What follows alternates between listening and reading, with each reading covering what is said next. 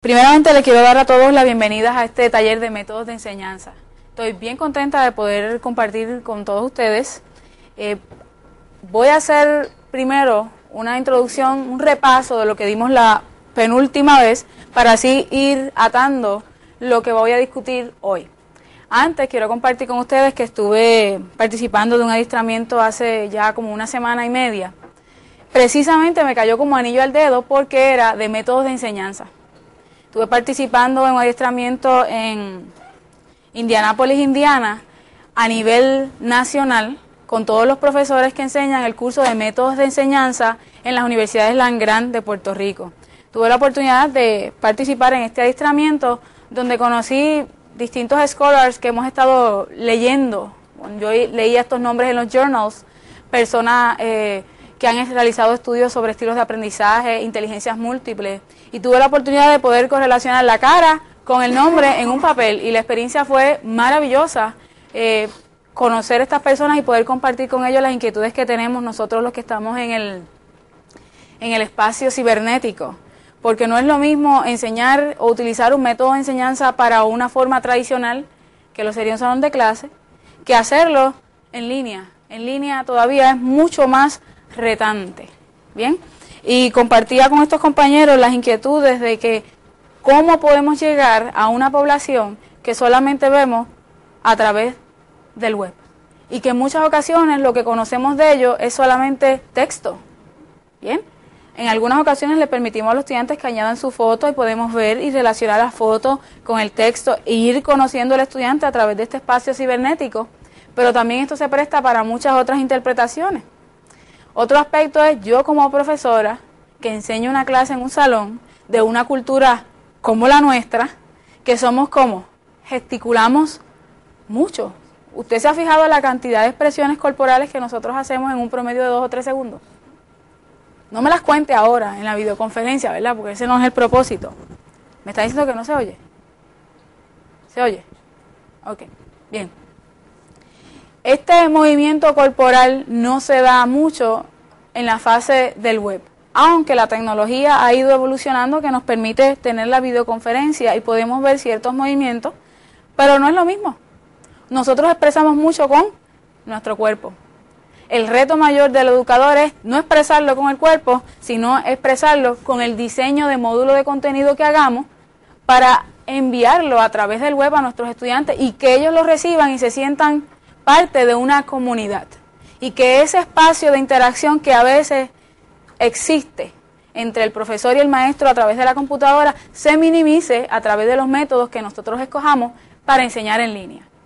La vez pasada compartí con ustedes los principios de diseño y entre ellos mencioné que no es lo mismo diseñar para un curso que es totalmente en línea, un curso que es híbrido, que definimos que era una combinación tal vez de un 80-20, 80% en el espacio cibernético, 20% presencial, y un curso pues que puede ser complementado con internet, que es que usted tiene algunos detalles de su curso en el web, pero sigue teniendo este sentido de presencia.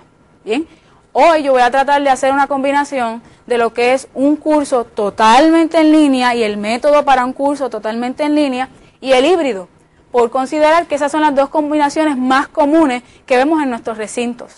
Bien. Le voy a agradecer que cualquier duda, pregunta, me levanten la mano para que los compañeros de otros campus puedan también participar y nos puedan escuchar. Y también a los de los otros campus que quieran hacer preguntas, pues solamente se identifican y tratamos entonces de contestarlas.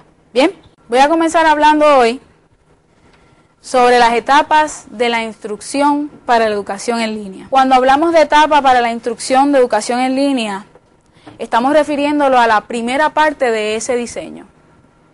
Ya yo tengo en mis manos cómo va a ser el curso, tengo los módulos diseñados, ya tengo el material que era de PowerPoint, tal vez lo tengo como web, como HTML, o tal vez lo tengo como un PDF, ya tengo todos mis contenidos organizados en papel.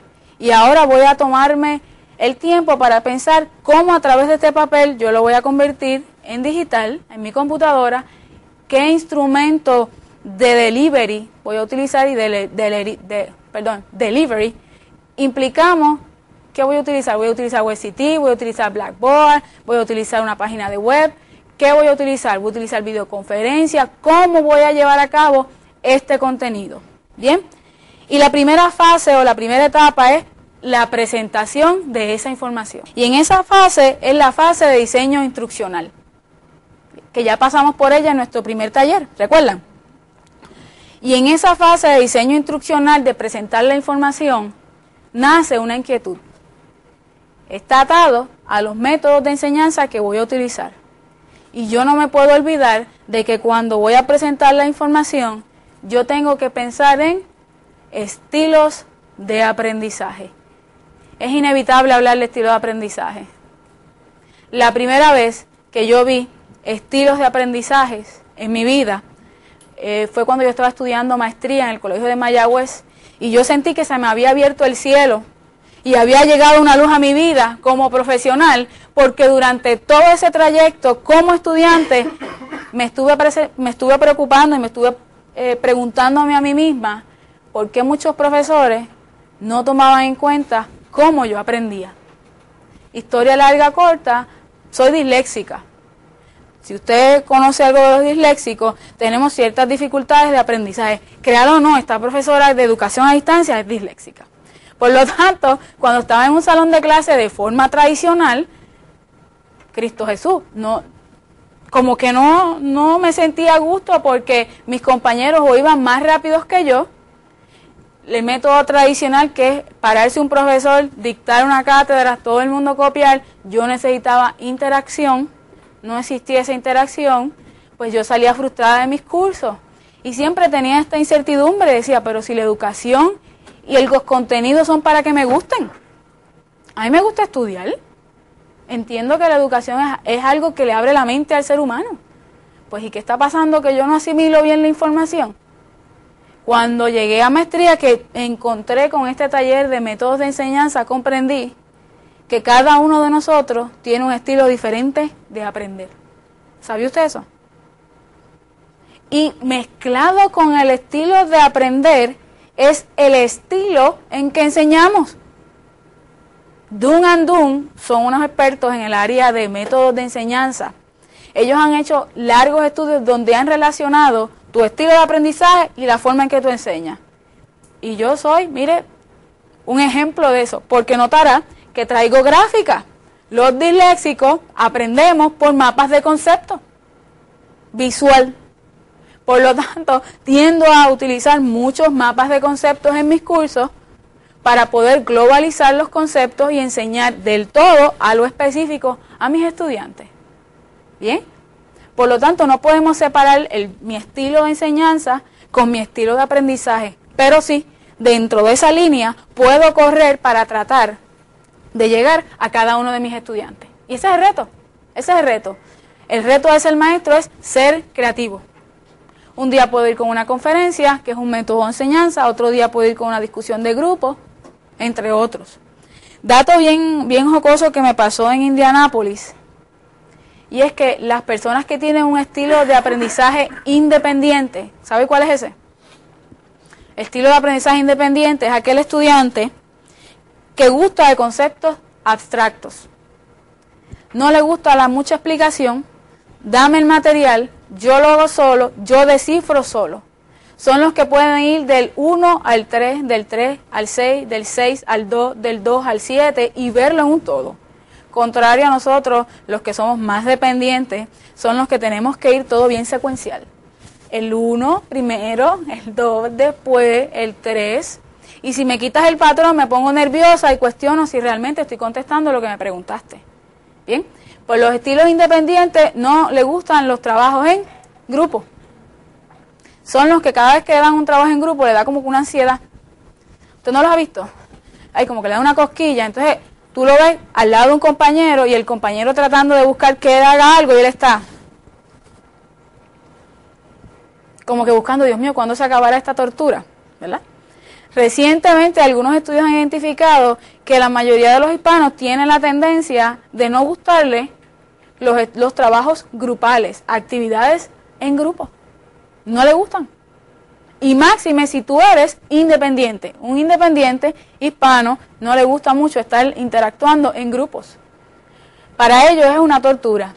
Pues me tocó compartir con el doctor Jamie Cano, que es un especialista en Learning Style mexicano, y yo puertorriqueña, y cada vez que nos ponían a trabajar en grupo, los dos nos mirábamos como que, otra vez. Entonces, lo que hacíamos era que él cogía un documento, yo cogía el mismo documento y trabajábamos uno al lado del otro, individual, de forma individual. Porque la construcción de esa actividad no toma en cuenta que hay distintos estilos de aprendizaje y que a no todo el mundo le gusta esa actividad, pues entonces a los que no les gusta esa actividad, provéele de otra.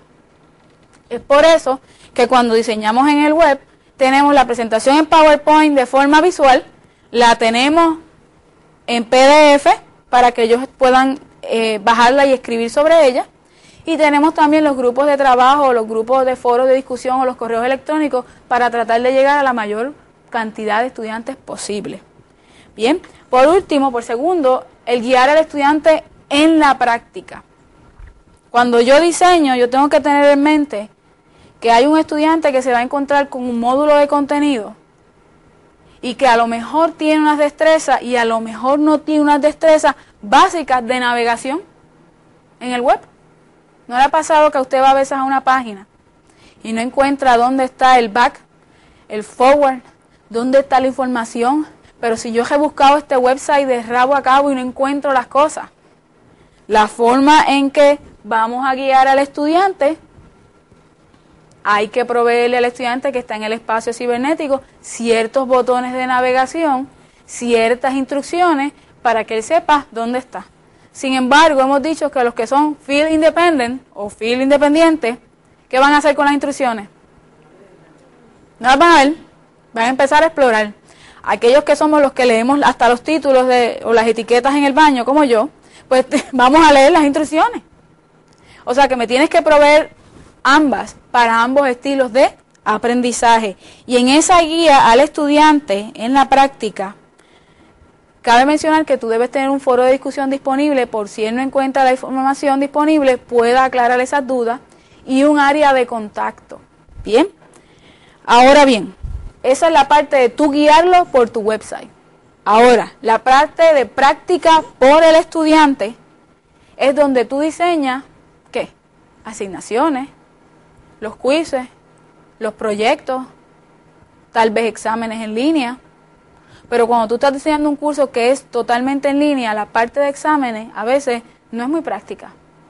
Es mejor pequeños proyectos en un grado básico, intermedio y avanzado para que según tu estudiante avanza en tu módulo pueda tener opciones. ¿Bien? Por último y no menos importante es el avalúo del aprendizaje del estudiante. Ha habido un auge recientemente con esto de la Middle State, no sé si se han fijado, todos estamos en la fase de avalúo, cuando esto es algo que se ha estado haciendo en nuestros currículos por años, tal vez de una forma no formal, y ahora lo piden más formal, pero el avalúo es algo que hacemos a cada rato, especialmente los maestros y los profesores. Después de un examen, no le pregunta usted a su estudiante, ¿qué te pareció? ¿Cómo tú lo encontraste? ¿Eso es avalúo? Usted pasa por los pasillos y a lo mejor usted es un profesor muy limero y por accidente escuchó a los estudiantes diciendo, este profesor no cojas clase porque de verdad que corrige hasta los suspiros. ¿Tú lo escuchaste? Eso es avalúo. Avalúo a tu método de enseñanza y a tus técnicas de enseñanza. Informal, tal vez anónimo, pero es avalúo. Bien, ese avalúo, ya sea informal o formal, debe estar presente más implícito en los cursos en línea. Pruebas cortas de entrenamiento para pasar de un módulo 1 a un módulo 2. Proyectos como un portafolio electrónico, es un método de avalúo. Las rúbricas, ¿usted ha escuchado de las rúbricas? A mí me encantan las rúbricas, porque le da espacio a aquellas personas que no son cuantitativas, porque no todos nuestros estudiantes se pueden cuantificar con un número y una nota. Hay talentos, hay caracteres, hay valores que le añaden sentido a nuestro currículo y a veces los dejamos fuera porque pensamos que no son medibles. Pero una rúbrica abre el espacio para aquellos que tal vez no tienen una alta puntuación en nuestro curso, pero sí pueden tener otros talentos y aportan a nuestro curso. Así que las etapas de instrucción para la educación en línea está enmarcada ¿en qué? ¿Cómo? En los estilos de aprendizaje, y ahora la nueva filosofía, que es las inteligencias múltiples, que es el mismo perrito con otro collar, las inteligencias múltiples.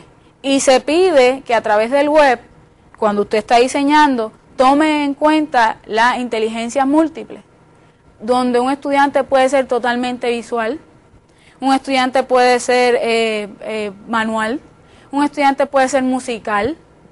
¿Sabe lo que es eso? El estudiante que tararea alguna canción en un salón y usted cree que está inquieto, pero en realidad los sonidos son los que provocan en él el aprendizaje. Mire, yo tuve un estudiante que no dejaba quieta la mesa, y mientras él estaba en el clase, yo estaba en clase al frente histérica, pero no entendía por qué él tenía este tamborileo en la parte de atrás del salón, hasta que me toqué con las inteligencias múltiples y entendí que no es que ese es su método de distracción, donde quiera que yo lo veía le estaba tocando algo, es que de los sonidos, él correlaciona los sonidos con lo que yo estoy discutiendo en clase. Y por los sonidos era que se aprendía las cosas. A veces cantaba rap, y los rap y las líricas de su rap eran las líricas de fórmulas y cosas matemáticas que tenía que aprenderse, porque utilizaba fonemas musicalmente, y yo en el salón estaba torturada, confieso, torturada por el tamborileo que él tenía en la parte de atrás de mi salón.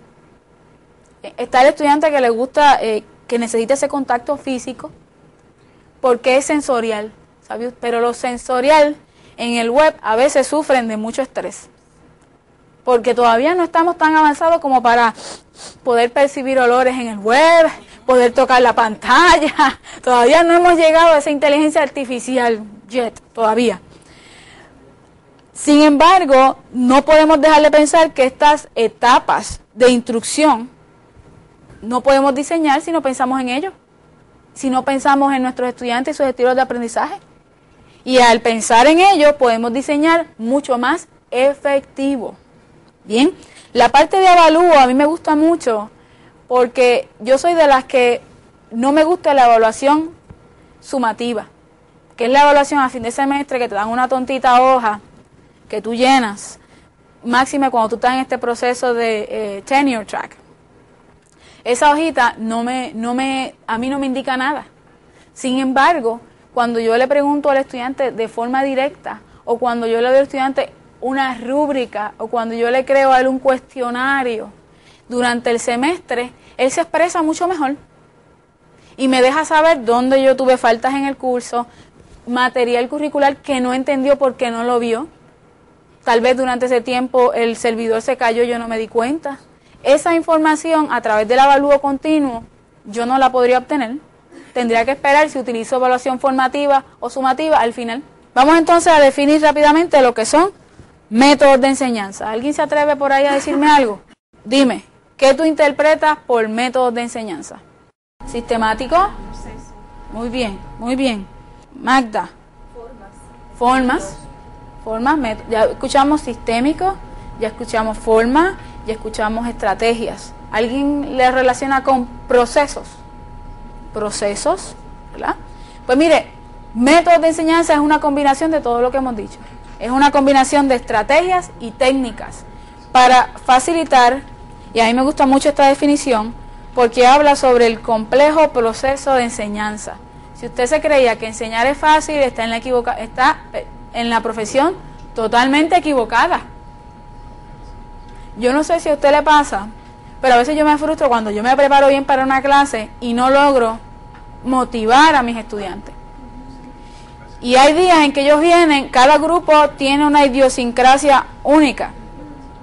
Y eso ocurre en el web. Yo tengo la experiencia de dar cursos de forma híbrida y de cursos totalmente en línea. Y los cursos que están totalmente en línea, cada grupo tiene una personalidad única.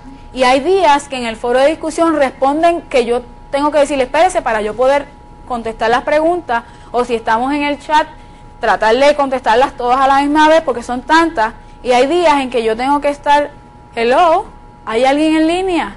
Y le pongo una pregunta y hay como un espacio en blanco. Esa motivación, a veces usted prepara un material bien bueno en PowerPoint, Usted buscó en todas las enciclopedias, en toda la biblioteca, estudió, puso color, movimiento, y cuando pone eso en el web, la respuesta que recibe es: profesora, ¿estuvo bien? ¿Y aprendiste algo? Sí, está nice, thank you, gracias por la presentación, pero no hubo como respuesta, y tú te quedas como frustrado, ¿verdad? Al otro día tú te levantas y dices: ¿qué voy a hacer diferente? ¿Qué voy a hacer diferente? Y cuando tú te levantas al otro día pensando: ¿qué voy a hacer diferente?, tú estás pensando en métodos de enseñanza.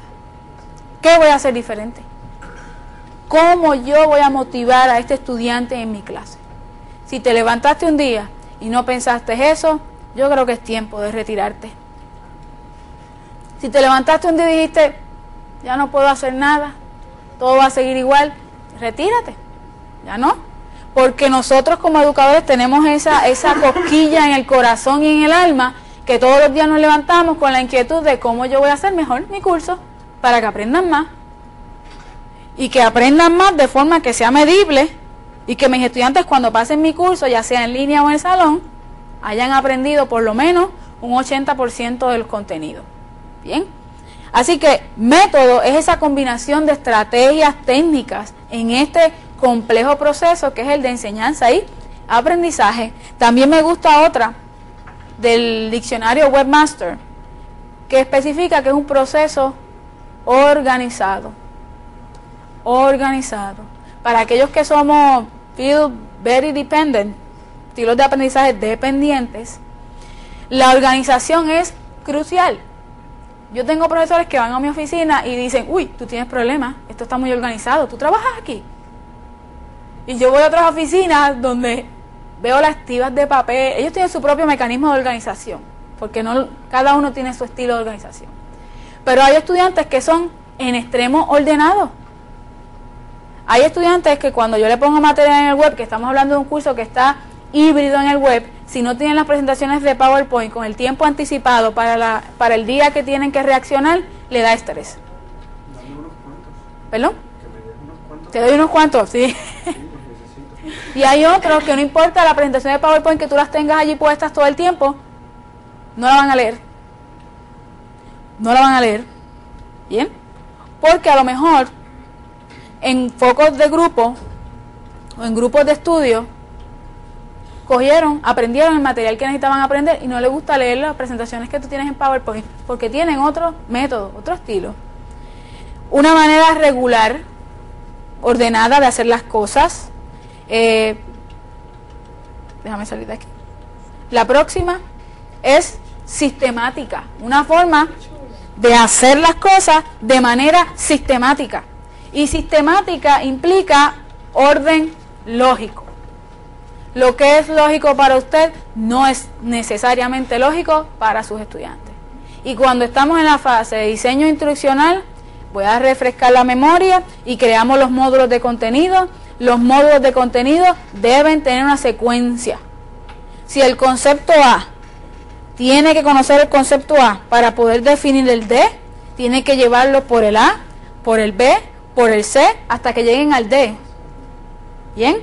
Porque entonces cuando lleguen al D sin haber pasado por los procesos anteriores, tal vez no puedan entender la información, pasan el curso, pasan el currículo, y es como un refrán que dicen en Mayagüez: curso pasado, curso olvidado. ¿No le ha pasado? Yo ahora mismo enseño una clase de estadística, cuya base es la clase de métodos de investigación. Y la diferencia son un mes, porque terminamos en diciembre y en enero cogen la otra, o sea que son varias semanas. Cuando llegan en enero, yo no sé si yo estoy por hacer un estudio, si existe alguna relación entre la cantidad de arroz con gandules que usted come en diciembre y lo que usted retiene para el próximo semestre en enero. En este curso en particular, que es base del otro, primeras 2 semanas tengo que dar un repaso. Así que hay que arreglar los módulos de contenido de forma organizada y lógica, partiendo de la premisa que aunque se supone que sepan algo, no necesariamente lo saben. Así que yo siempre recomiendo que cuando usted está diseñando un curso que es prerequisito o requisito de algún otro o tiene algún prerequisito, dé un espacio que su primer módulo sea para repasos de concepto. Y la mejor forma de presentar ese repaso es usando una técnica que vamos a ver más adelante, que se llama brainstorming en inglés o vendaval de ideas en español. Y otra técnica que yo uso mucho, que es el mapa de conceptos, donde yo les pongo a mis estudiantes los conceptos que se supone que hubiesen aprendido para mi módulo y que reaccionen ante ellos. Estamos hablando de un espacio en línea, donde mi primera interacción con mis estudiantes es cara a cara en un salón, lo recibo el primer día de clases en un salón, les doy las instrucciones de cómo va a ser el curso en el semestre, ya sea totalmente en línea o híbrido. ¿Por qué hago eso? Yo no tengo necesidad de hacer eso, yo les puedo enviar un documento y que ellos por su cuenta se conecten, pero ese no es el mejor método. El mejor método es cuando el estudiante el primer día de clase llega al salón y usted le explica: mira, tú vamos a tener un curso que es totalmente en línea, tú te matriculaste, estuviste de acuerdo en matricularte en este curso, y le damos un mapa de concepto de cómo va a encontrar el curso distribuido en todo el semestre. Lo hacemos un ejercicio de entrada y de salida al módulo y después se van con la bendición. ¿Bien? ¿Por qué? Relacionan tu cara con el contenido, con los compañeros y se van. Y empiezan ellos a buscarse entre sí en el web, a hacer sus pequeñas comunidades. Con este mapa de conceptos, en este primer módulo, me aseguro, repasan entre sí, tienen que reaccionar a una pregunta en el foro y a un quiz de prueba, que es una prueba diagnóstica. Y yo no relevo o no enseño el módulo 1 hasta que yo evalúo a todos y sé que todos están en el mismo lugar donde deben estar para comenzar. Voy a encontrar unos más adelantados, otros más atrasados, y ya yo he anticipado en mi diseño que para los que no pasaron muy bien el curso, tienen que entrar a un premódulo donde en varias steps o en varios pasos refrescan de nuevo los conceptos, hacen un quiz y hasta que no pasan el 80% de ese quiz no tienen permiso para entrar al otro. Y esto se hace, si usted está trabajando en la plataforma de Blackboard, usted puede coordinar el tiempo en que un módulo sale y un módulo abre. Igual que si está trabajando en WebCT. Y yo coordino, pasó el 80%, que lo vamos a ver ahorita en una demostración que tengo. Ok, está listo para el módulo 1 de clase. Está en el espacio cibernético, es un curso en línea. Me voy a ahorrar más trabajo desde el principio si lo hago así. A esperar a que estén a mitad de semestre y no hayan entendido. ¿Bien?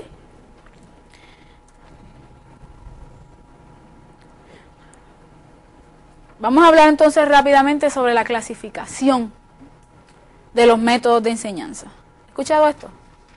Método inductivo, método deductivo, método analítico, método sintético. En la parte analítica y sintética, los que somos bien dependientes tenemos problemas porque son conceptos más abstractos. Los que están inductivo y deductivo, pues los conceptos tan abstractos pues no son tanto como problema para ellos. Vamos entonces a tocar el primero de los métodos. Los métodos lógicos. El inductivo. ¿Cuáles son esas estrategias de aprendizaje y procedimiento? Bien. El inductivo es aquel que comienza con la observación, abstracción, comparación, experimentación y generalización. El método deductivo es la aplicación, comprobación y demostración. Ese es el más que a mí me gusta. Porque para mí, el método deductivo es donde yo más veo que el estudiante realmente está relacionando en clase lo que está pasando con la vida real. Porque el estudiante, para que haya aprendizaje, tiene que hacer clic. ¿Sabe lo que es clic? ¿No le ha pasado? Que en el barrio la gente dice, se me prendió el bombillo. ¿Lo ha escuchado? alguien le explica y le explica y le explica y le explica y usted está ahí. ¿Eh? Ay Dios, ¿qué dijo?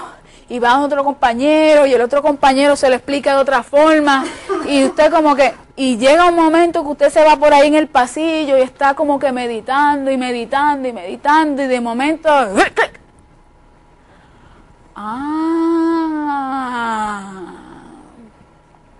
eso era lo que significaba. Algunos estudiantes hacen, después del examen, después que los cogimos de bobo en un examen, y otros tienen la bendición de aprenderlo antes. ¿Bien? Pero cuando hacemos clic, ¿sabe lo que es eso? Eso es que el concepto abstracto en su mente encontró una conexión con la experiencia, con su vida, y cómo lo va a aplicar inmediatamente. Entonces ese aprendizaje ya no es a corto plazo. La buena noticia es que cuando nosotros logramos que el estudiante haga clic, es aprendizaje a largo plazo. Es el aprendizaje que no se le pegó como con saliva. ¿Sabes qué es eso? Con saliva. Es el aprendizaje que es permanente. Y un aprendizaje que es permanente, ¿cómo se manifiesta? En un cambio en conducta. Y esa es mi satisfacción como profesional, que ellos hagan clic. Me frustra, honestamente me frustra cuando no hacen clic. Y tengo que darle tiempo y espacio a aquellos que a lo mejor este concepto no lo ven, porque cuando lleguen al 2, entonces van a poder ver el 1 y el 2 en el todo. Pero tengo que proveerles las actividades para que logren eso. ¿Bien? El método analítico y sintético es el método muy pocas veces explorado por nosotros los educadores. Nos limitamos muchas veces en el salón de clase a la repetición y también en el web. Yo he visto websites que es una copia exacta de cómo enseñan en clase en un salón presencial. Para que ocurra analítico y sintético, tiene que haber destrezas de pensamiento de alta jerarquía y nuestras actividades tienen que fomentar para que el estudiante desarrolle eso, que analice, que interprete, que diferencie. ¿Cuánto ayuda un módulo interactivo o con mucha, no sé, con mucha interacción visual al método analítico, por lo menos en un curso en línea? Mientras, o sea, sin más presencia interactiva, ¿verdad? Supongamos en un módulo flash, ¿peores para el analítico o mejores? Depende de cuánta interacción tú prepares. También depende de la cantidad de colores, la cantidad de imágenes que tú utilices. Yo no sé si ellos me escucharon la pregunta. No sé. ¿Escucharon la pregunta del compañero Mario Medina? La gente de Ponce y Bayamón. Hello. De Bayamón no escucho bien la pregunta del doctor Medina. El doctor Medina comentó y preguntó que si existe alguna diferencia en utilizar, me corrige Mario, un módulo interactivo, un módulo que utilice Flash sobre aquellos estudiantes que son más analíticos versus aquellos que no son tan analíticos. Y lo que le hemos estado discutiendo es que depende de cómo diseñemos ese módulo en Flash, porque aquellos que son más analíticos tal vez lo verían como una tortura. Aquellos que son menos analíticos necesitan más esa interacción. Siempre es bueno hacer un punto medio. El analítico le gusta más el estudio de casos en blanco y negro y situaciones que ellos pueden ser creativos, donde tú le das a ellos para que ellos vengan con su propia solución y tal vez tú les podrías decir, mira, después de haber visto este módulo, puedes venir con otro módulo con una mejor interfase o una mejor programación y ellos te lo pueden hacer. Versus aquellos que no son tan analíticos, que necesitan verlo paso a paso, no van a ir más allá de eso. ¿Bien? El método inductivo es el científico, se presenta por medio de casos. A mí me gusta mucho utilizar estudio de casos como una estrategia en mis cursos en línea. Es probado que es muy eficiente, porque logro hacer más clic en mi enseñanza que cuando tengo algo flat. Y cuando hablamos de un diseño flat, es un diseño donde el estudiante no tiene el espacio para ser creativo. Bien. es el inductivo el que va de lo específico a lo general. Genera gran actividad en los estudiantes porque los involucra en este proceso de enseñanza y aprendizaje. Los involucra, se relacionan más, lo ven mejor. Y como se basa en la experiencia y en la observación, la experiencia y la observación es una de las mejores técnicas para que ese proceso de enseñanza y aprendizaje sea a largo plazo, que esa es mi meta. Que aprendan un concepto y cuando estén en el mundo real tengan la capacidad de resolver un problema. Las universidades estamos recibiendo diariamente, semestre tras semestre, año tras año, los mismos estudiantes que graduamos, los envían las empresas que los contratan a readiestramiento porque no saben cómo solucionar problemas. ¿No ha tenido esa experiencia? Entonces, ¿qué estamos haciendo? Reciclando. Algo está pasando en el sistema que no le estamos proveyendo las actividades instruccionales que fomenten en la solución de problemas. Y si usted, por decir un ejemplo, nos atrevemos a dar una gira por los salones de clase ahora mismo, vamos a ver cierta estructura y cierto fenómeno usual. El profesor al frente, los estudiantes de frente al profesor y tal vez yo recitando algo. Está bien, usted lo puede ver un día, pero usar lo que son todos los días, las 52 semanas. Pues obviamente esa persona no ha tenido esa interacción, no ha tenido esa experiencia de resolver problemas cuando va al mundo laboral. Porque todo ha sido botella. Yo tengo estudiantes que se memorizan la libreta, punto, acento, coma, y si tú le alteras el contenido y le pones palabras que son sinónimos, no saben nada. Pero van a tu oficina y te dicen, profesora, yo lo sé, yo conozco el material. Y pues, el problema no es que no lo conozcas, el problema es que no lo interpretas y no lo aplicas. Y en la vida real, los libros están en la pared, tú los puedes buscar como referencia, pero tú necesitas aplicación.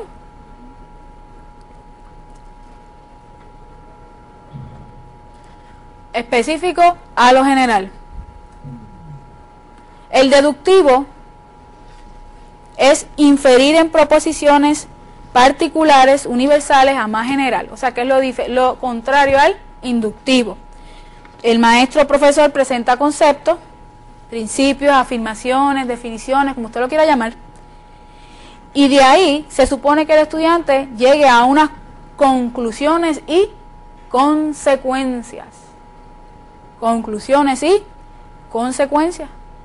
La realidad del caso es que si ponemos un slideshow con 10 principios y no le damos una aplicación práctica, él se puede embotellar los principios, pero nunca los relacionó. ¿Qué tal si en el web le ponemos un principio, un estudio de caso y una sugerencia de cómo resolverlo? Y él va a relacionar y va a aplicar el principio. Yo no sé si usted está familiarizado con los principios de enseñanza y aprendizaje, pero uno de ellos es claridad, sencillez, proveerle varias alternativas al estudiante de métodos de enseñanza, proveerle diversos contenidos. Eso fue un estudio por Rosen and Shine en 1970 y pico, y ha sido la clave y la base de todos los programas de educación. Y es que cuando enseñemos claro, ordenado, conciso y preciso. Sin embargo, cuando no presentamos el concepto claro ni preciso, el estudiante no lo asimila. Y en el espacio en línea no podemos seguir con la costumbre de copiar lo que está en PowerPoint, leerlo en tu casa y después a lo mejor reaccionas al chat, porque eso no es diseñar para un curso en línea. Eso sería una fotocopiadora de su curso utilizando la computadora. Le proveemos el principio, le presentamos una situación y le damos tiempo para que reaccione. Yo doy un curso de práctica docente donde mis estudiantes, después de haber estado varios años en el colegio, capacitándose como maestros, entonces van al salón de clase. Lo que he estado haciendo en los últimos años es que en lugar de esperar al último momento para que vayan al salón de clase, es tratar de llevarlos antes de que lleguen a su práctica. ¿Sabe por qué? Porque cuando llegaban al salón, un maestro que lo que le queda es un semestre para graduarse, no sabe hablar al frente. No sabe hacer un plan de lección. No sabe desarrollar objetivos de aprendizaje. No sabe controlar un grupo en una disciplina porque nunca tuvo la vivencia durante sus años académicos, primero, segundo, tercero, cuarto año, de ir al mundo real y verlo. Yo fui producto de eso. Me gradué y pensé que Alicia en el País de las Maravillas existía. Y que cuando iba a trabajar en una escuela pública de Puerto Rico, en el programa que yo participo, que es el de Ciencias Agrícolas, iba a encontrar un salón con pupitres, limpio, libros. Cuando fui a trabajar al sistema público de Puerto Rico, me encontré con un salón en aluminio, con unas sillas donde ni mis propios estudiantes cabían, problemas de disciplina mayores, y le confieso que por eso estoy aquí a nivel superior, es una confesión, pero tuve ese shock, porque durante el proceso, los métodos de enseñanza, el diseño instruccional no fue efectivo. Me fui, no supe controlar el grupo, porque no es estar gritando, siéntate y esto, es lograr que esos que tienen esos problemas, canalizarlos de una manera en que sean productivos, Así que si no le ofrecemos al estudiante, podemos darle el principio, podemos darle las afirmaciones, podemos darle definiciones, pero si no le proveemos para que relacione con el mundo real, ese método no es efectivo. El deductivo es cuando el maestro puede conducir a los estudiantes a conclusiones y criticar aspectos particulares. Yo tengo un problema con esto porque a mí me gusta que después que uno enseña algo, el estudiante pueda venir con un concepto original, porque entonces hubo interpretación. Y a mí me molesta la situación donde yo le pregunto al estudiante, fulano, ¿cuál es tu filosofía de enseñanza? ¿Qué tú piensas de esto? Lo mismo que usted, profesora, exactamente lo mismo que usted. Fulana, ¿qué tú tienes que reaccionar a lo que dijo Sutano? Estoy de acuerdo. Pero no hay una filosofía. Y para que haya habido ese aprendizaje, y si el método fue efectivo, yo tengo que lograr que después que él ha asimilado un material, lo leyó, él viene con su propia definición, él viene con su propio concepto, él viene con su propia filosofía, porque estamos formando individuos en nuestros salones de clase que van a impactar la sociedad. ¿No le parece? Yo me deprimo. ¿Por qué? Ese estudiante que no tuvo esas experiencias en mi salón de clase o en línea, que estamos hablando de dos aspectos, el que es híbrido y el que es totalmente en línea, y en línea usted puede proveerle al estudiante experiencias reales, a través de videos, que lo vamos a ver aquí, a través de simulaciones, a través de juegos interactivos. Que él se gradúe, vaya a una escuela o vaya a trabajar en el centro que vaya a trabajar o en la materia que vaya a trabajar y no sea reflejo de nada. Porque es una masa más, no tiene cerebro, o el cerebro lo tiene pero no lo está usando en todo su potencial. Porque esto hay que retarlo. Lo que llevamos aquí adentro se reta y nosotros como profesionales somos los que tenemos el deber en un salón de clase de retarlo y retarlo a través de los métodos de enseñanza y a través de las actividades instruccionales que yo desarrolle para lograr ese objetivo. De lo general a lo específico, ese es el método deductivo. El analítico, hechos y fenómenos. Esto es lo que diríamos el sueño de todo profesor, que sus estudiantes sean bien analíticos, que le cuestionen, Miren, en un curso de estadística que estoy dando, a veces yo digo el concepto, lo digo de forma equivocada, a ver si los que están en clase me están escuchando. Y entonces a veces veo los gestos de, ¿qué dijo? Pero ninguno se atreve a decir, profesora, permiso, eso está como que incorrecto. Entonces yo hago una pausa y digo, pues, tal cosa es tal cosa, ¿verdad que sí? Y todo el mundo, se le nota en las caras que no es, pero nadie dice nada.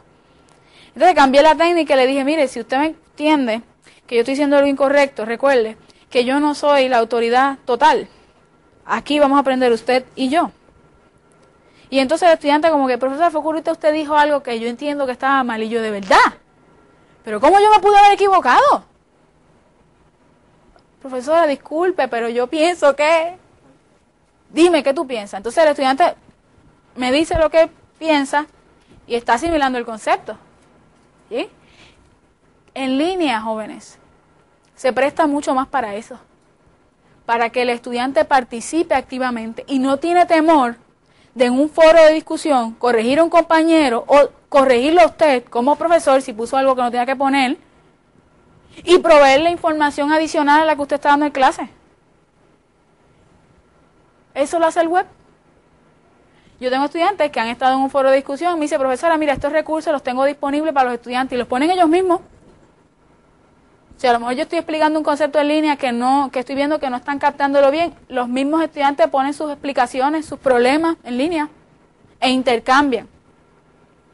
Y ya estamos creando una comunidad, estamos viendo más aplicación que diferente a un método tradicional donde yo estoy en un salón de clase. Créame que hay estudiantes atrevidos, pero hay estudiantes que se retractan. Vilma. Dentro de la diferencia en edades que tienen los estudiantes que uno puede tener en un salón de clase, ¿cuál es el mejor método de los que hasta ahora has presentado? Porque le falta uno. ¿Cuál es el mejor método que se utiliza para un estudiante adulto y un adolescente? Porque el delivery y el aprendizaje no es el mismo. Sí.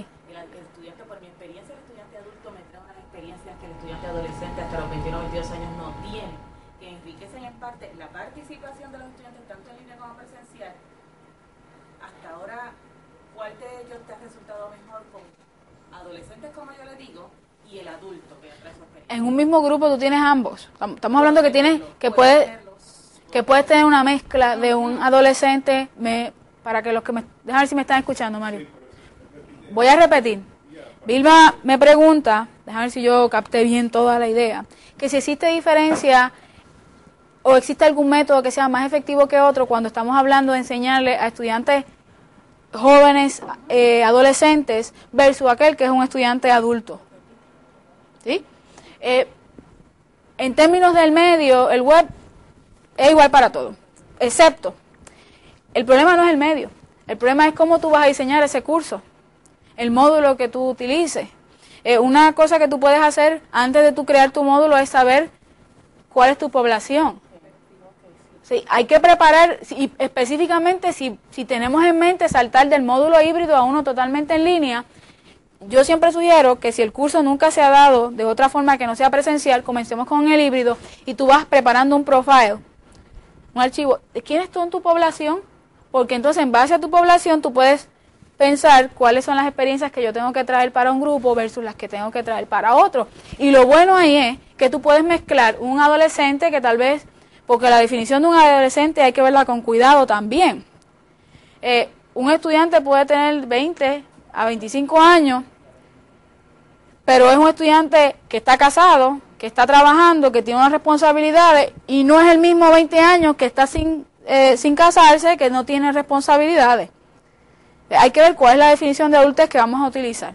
Pero partiendo de la premisa, tú podrías tal vez parear a un adulto con un joven como un instrumento de cooperación y buscar personalidades afines, learning style o estilos de aprendizaje afines y que sean como coaching, como cooperadores entre sí. Y resulta mucho mejor, porque entonces el adulto le añade ese sabor en las clases que el joven necesita. Porque como está inmaduro, y la inmadurez que estamos hablando aquí no es inmadurez en términos fisiológicos, estamos hablando de una inmadurez en términos de conceptos y vivencia. ¿Ves? Ya cuando tiene un adulto, pues, y hay que tener cuidado también con qué adulto uno mezcla, y que este proceso tiene que ser voluntario para que no lo vean como que me están asignando a papi aquí o a mami para que me ayude. ¿Sabes? Pero la estrategia de enseñanza debe proveer para ambos. Entonces, cuando tú diseñas, que ya de antemano tienes que tener una evidencia de cuál es tu audiencia, tú puedes entonces proveerle al adulto un poquito más de material que a otro. Fue una excelente observación. Mira, curiosamente ayer yo tengo un estudiante graduado que lo envié a coger unos adiestramientos sobre escritura, redacción. Y él llegó traumatizado. Es un estudiante graduado, debe tener sus 43, 45 años. Entró a maestría. Estudiamos juntos maestría. Yo era jovencísima, sigo siendo joven, ¿verdad? Pero él es un poquito más mayor que yo. Y ahora yo soy su profesora. En un momento fui compañera de estudio. Él abandonó la carrera y ahora está regresando para terminar. Entonces, cuando va a este taller, se encuentra con una profesora que tiene un estilo de enseñanza particular que le ha resultado para los estudiantes jóvenes, pero para él representa un castigo. Porque, por ejemplo, él me dice, yo fui con las expectativas de una seriedad, pero ella es cómica y jocosa, y al ser cómica y jocosa se le llena porque la juventud le gusta ese tipo de profesor. Pero para él y otros adultos es un castigo. Fíjese cómo son las cosas. Tal vez ese mismo profesor con un curso en línea podríamos tratar de llegar a una población extra que a lo mejor presencialmente no podríamos llegar. ¿Bien? O sea que el módulo o el diseño tiene que atemperar a mis estudiantes en términos de edades y madurez. Madurez mental. Bien, y el método sintético es donde se reúne todas las partes que se separaron para llegar a un análisis del todo. Y aquí es donde la mayoría de nuestros estudiantes tiene un problema. Durante el semestre usted está dándole poquito a poquito un concepto. Y en el web también. El concepto que tienen que aprender es este, concepto 2. Cuando llegan al final del semestre y hay que ver en una vista panorámica qué se discutió en todo el semestre y todos esos pedacitos montarlos para hacer un todo, ¿qué pasa con nuestros estudiantes? No me digas que nunca ha tenido esa experiencia. ¿Ah? ¿Nadie me dice nada? Sí, tú estás todo el semestre definiendo unos conceptos. Creaste un módulo de contenido cuyo delivery va a ser a través del web y hay unos conceptos que supone que ellos vayan pasando para pasar del 1 al 2, del 2 al 3, del 3 al 4 de tus módulos. Depende de cómo tú organices tu curso. Y al final del semestre, cuando tú preguntas el todo para ver si ellos son capaces de coger cada pedazo que se dio en el curso y ponerlo junto, no lo hacen. Perfecto, ¿verdad? No lo hacen. Entonces tú te preguntas, ¿qué pasó ahí? O sea, ¿qué pasó ahí? Ese método sintético es cuando el estudiante es capaz de coger pedazos y pedazos y pedazos y pedazos, montarlos y llegar a un todo y entender, este curso fue de esto. Y lo que yo aprendí en este curso fue esto y esto y esto, y estas herramientas me van a ayudar a resolver esto en mi vida personal o en mi área de trabajo. Pero para la meta, como le dije ahorita, nosotros tenemos que ambicionar ser analíticos y sintéticos. El web es una excelente herramienta para fomentar el método analítico y el método sintético. Pero volvemos, el web es solamente el instrumento, es nosotros el diseño de nuestro curso, el diseño del módulo, el diseño de la asignación, el diseño del quiz, el diseño del proyecto. Doy un curso ahora de métodos de desarrollo de medios instruccionales. Cuando usted está diseñando específicamente una pieza para un salón de clases, y una pieza, nosotros le llamamos, los que somos diseñadores de medios, una pieza puede ser simplemente una hoja de papel con un mapa de concepto. Eso es una pieza, un objetivo o un instrumento de aprendizaje. Ese papel con ese mapa de concepto. Bien, Para que el estudiante desarrolle ese papel con ese mapa de concepto, si tengo 30 estudiantes, yo esperaría ver, aunque fuera el mismo concepto que estamos diseñando, que mis 30 estudiantes tengan, ¿qué? Un mapa de concepto diferente. ¿Verdad que sí? No ver que el fenómeno de clonación. ¿Tú has visto ese fenómeno? ¿Tú has visto el fenómeno de clonación? Es un fenómeno. La universidad, por favor, no me diga que no. Que nosotros ese efecto de clonación lo vemos continuamente cuando vemos dos asignaciones que la diferencia puede ser una coma y un punto de la otra. Pues en este curso, que es un curso de desarrollo ¿de qué? De medios audiovisuales, yo esperaría ver 30 conceptos, 30 papeles diferentes, 30 mapas diferentes, porque son conceptos, aunque es el mismo concepto, cada uno lo va a visualizar de una forma diferente.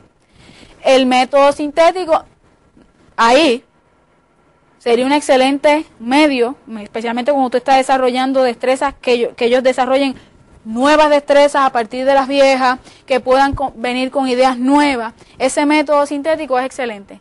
Sin embargo, la forma en que preparamos la asignación es el reto. ¿Cómo yo hago que estas 30 personas piensen diferente, que aunque miren el papel de al lado, vengan con su propia idea? Yo no puedo llegar hasta ahí si no los pasé por el inductivo y el deductivo y les proveí las experiencias en el salón para que sean creativos. Tenemos miedo de ser creativos. Tenemos temor de ser creativos porque muchas veces la creatividad fue castigada. Fue castigada. ¿Es suficientemente académico? Sí, exacto. El web, he visto yo en mi experiencia, ha sido una herramienta para proveer mayor creatividad en mis estudiantes. Porque hay cientos y cientos y cientos de toneladas de ejemplos afuera que lo ven, lo retan y voy a desarrollar un instrumento que sea de esta forma. Hice la prueba en el salón, tuve varios que vinieron con unas ideas bien buenas, tuve un grupo que me costó trabajo motivar, porque cuando vi el mapa de concepto era similar todo, los tuve que empujar, mira, no, se parece mucho al del grupo 2. ¿Y sabes cómo los incentivé? La motivación puede ser intrínseca o extrínseca. Un paréntesis.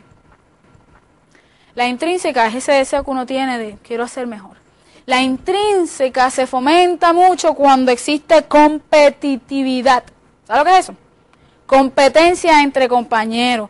Y la competencia no es mala. La competencia, si se maneja bien, sanamente, es buena.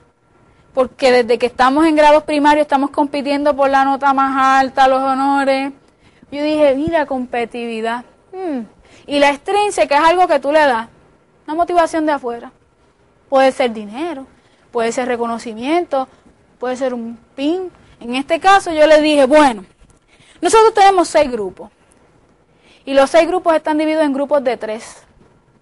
Y como tienen que hacer una página de web, y como tienen que hacer un video, y como tienen que hacer otro, ¿qué tal si el primer grupo se va a ganar una cámara de video digital? Segundo grupo se va a ganar una Palm Pilot. El tercer grupo se va a ganar uno memory stick para cada uno. Y la gente se quedó, ¿cómo? ¿Qué? Competitividad. Claro, como profesor, pues hicimos los contactos para que nos donaran esos equipos, obviamente. No se cree que eso sale del bolsillo de Auri Curbelo. Pero usted puede incentivar a sus estudiantes, ahora que abrimos el paréntesis, no solo con estos premios que son ya de alta tecnología, pero al final del semestre yo les regalo a mis estudiantes un bolígrafo. Un bolígrafo bien funcional que tiene para utilizar la Pilot, y es bolígrafo y lápiz. Y se los regalo al final del semestre con el nombre mío y el número de email y todo, y ellos saben que al final del semestre, si hicieron un buen trabajo, se van a llevar mire, el bolígrafo lo que cuesta son 50 chavos. Pero es un método de incentivo. Entonces, logré que a través de la competitividad y a través de la motivación extrínseca, ahora trabajan más en grupo, ahora se pasan chequeando y no se copian ahora, comparan y entonces tengo unos grupos que están trabajando en conjunto para ganarse el primero, el segundo y el tercer premio. Entre ellos mismos están trabajando para ganárselo. Y tengo la otra banda del equipo que está haciendo lo mismo. O sea que, pero están involucrados. Están involucrados.